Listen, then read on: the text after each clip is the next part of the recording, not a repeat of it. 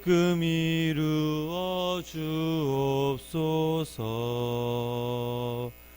밤같임의 계시로 보여주사 항상 은혜를 주옵소서.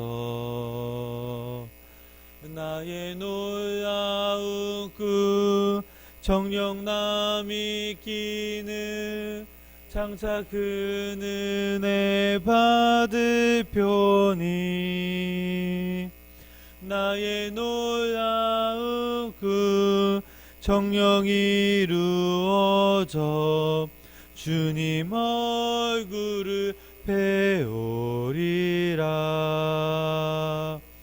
마음 괴롭고 아파서 낙심될 때 내게 소망을 주셨으며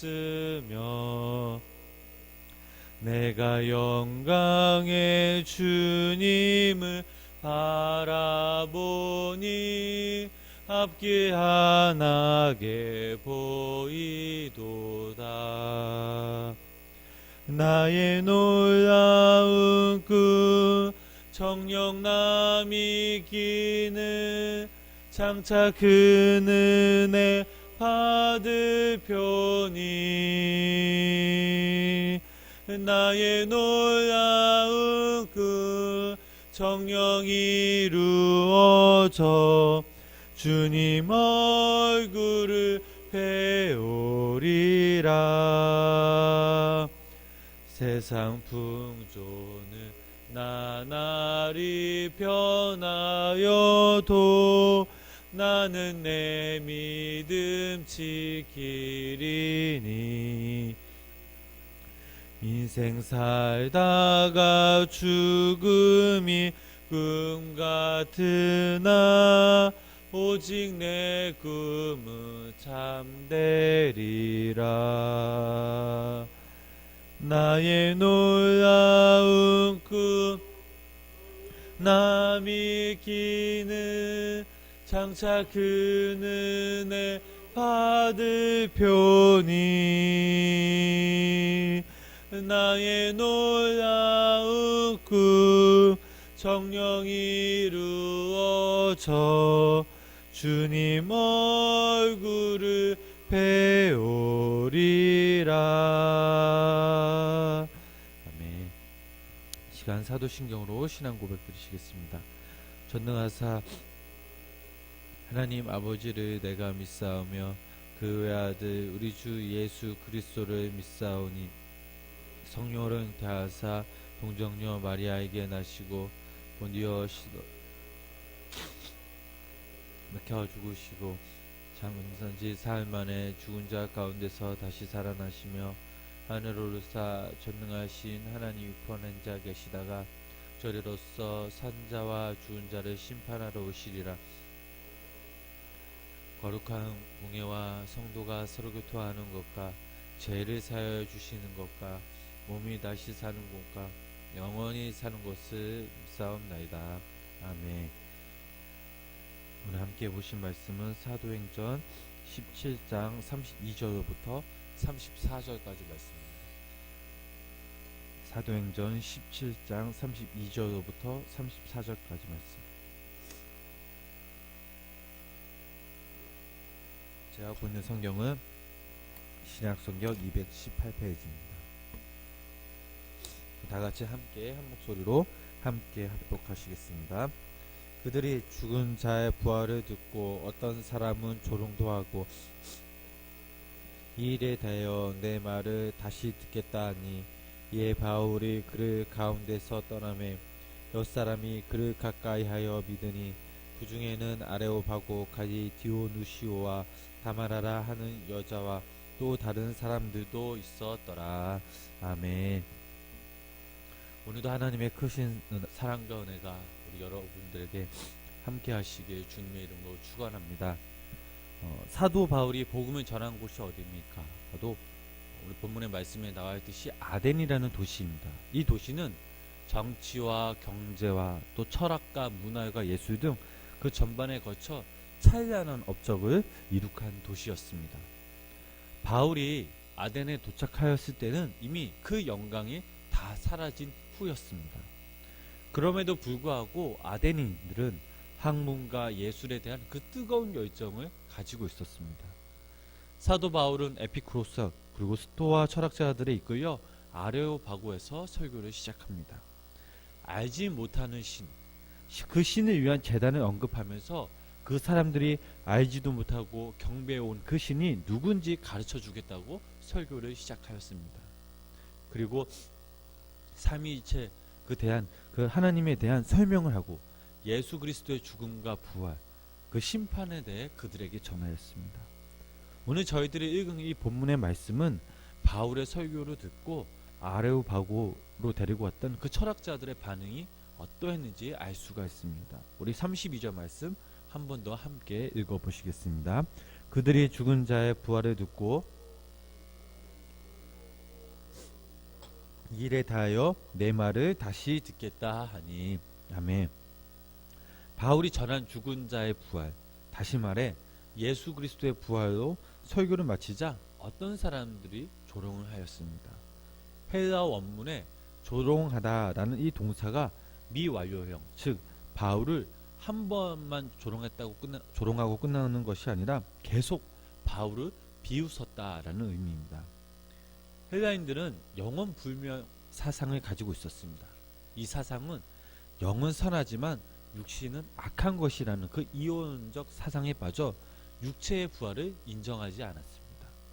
바울이 예수 그리스도의 부활에 증거하자 육체는 악하다, 고로 죽는다라고 믿었던 그 아덴 사람들의 그 철학자들은 바울의 설교를 듣고 차가운 반응을 보일 수밖에 없었습니다.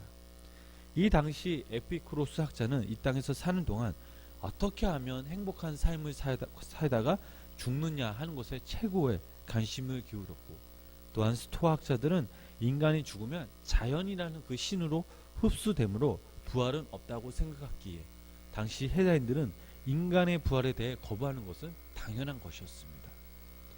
그러나 거기에 모든 사람들이 다 그랬냐? 아닙니다. 다른 어떤 학자들은 바울에게 예수 그리스도 부활에 대해 다음에 다시 듣겠다고 요청하였습니다. 33절 말씀을 보면 바울이 설교를 끝나고 떠났다고 이렇게 나와 있습니다. 바울의 설교가 청중의 사람들에게는 거절되었지만 또 몇몇 사람들에게는 수용되었습니다. 그러나 바울은 더 이상 아레오파고에서 강장에서 그 머물기를 거절하였던 것 같습니다. 공공장소에서 연설할 수 있는 그 권한이 주어지지 않았거나, 또한 오히려 상황이 악화되었거나, 아니면 아덴 사람들이 복음을 거부했기에 스스로 그들 곁에서 떠났을 것입니다. 바울은 이 철학과 같은 세상 학문의 어리석음과 위험성을 익히 알고 있었습니다. 그래서 그는 골로새 교인들에게 누가 철학과 헛된 세상의 초등 학문을 쫓으며 그리스도를 쫓습니다. 골로새서 2장 8절의 말씀을 통해 권면하였고, 또 고린도 교인들에게는 내가 저희 중에서 예수 그리스도와 그의 십자가에 못 박힌 것 외에는 아무것도 알지 아니하기로 작정하였습니다 라고 고백하였습니다. 우리 34절 말씀 한 번 더 함께 읽어보시겠습니다. 몇 사람이 그를 가까이 하여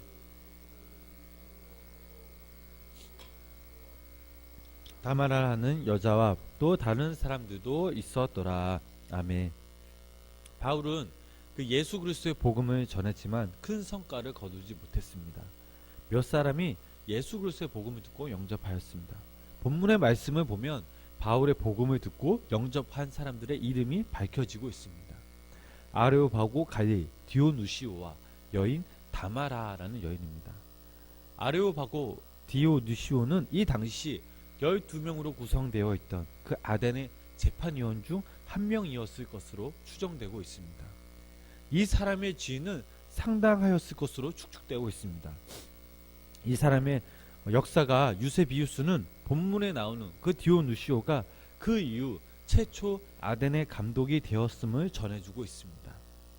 다마라라는 여성에 대해서는 그가 여자라는 사실뿐 그 어떤 정보도 제공해 주지 않았습니다. 다만 바울이 빌보 감옥에 갇혔을 때 빌보 감옥의 간수가 그의 가족들이 모두 바울로부터 예수 그리스도의 복음을 영접하고 세례를 받았지만 성경에는 그 간수의 가족들의 이름이 밝혀져 있지 않았습니다. 또 바울로부터 데살로니가 또 베레아에서도 바울로부터 예수 그리스도의 복음을 듣고 영접한 기부인들이 적지 않았지만 그들의 이름 역시 성경에 기록되지 않았습니다. 반면 아덴에서 복음을 듣고 영접한 이 다말의 이름은 본문에 밝혀지고 있는 것으로 보아 이 여성은 아레오파고 갈리 디오누시오처럼 널리 알려진 인물로 추정되고 있습니다. 바울이 아덴에 머물면서 그의 선교 사역은 실패로 보는 사람들이 많이 있었습니다. 우선 바울의 전도로 예수 그리스도의 복음을 영접한 사람들이 적었고 또 바울의 방문으로 아덴의 교회가 세워졌다는 기록도 없고 바울이 3차 선교 여행 때 발칸 반도를 다시 찾아갔지만 아덴을 재방문하지 않았고 바울 서신 중에 아덴의 교인들에게 보낸 편지가 없다는 것을 보아 실패로 생각한 사람들이 많이 있었습니다.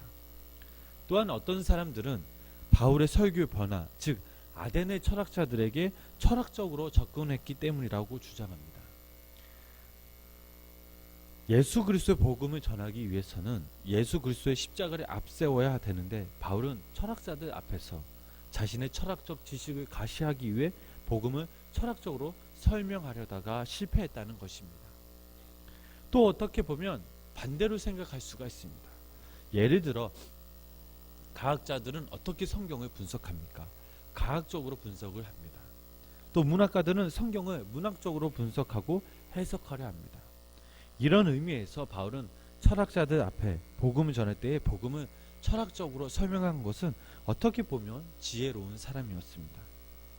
비록 아덴에서 예수 그리스도의 복음을 전하고 많은 사람들이 영접을 하지 못했지만 바울은 언제 어느 곳에서든지 예수 그리스도의 생명과 사랑을 실천하는 사람이었습니다.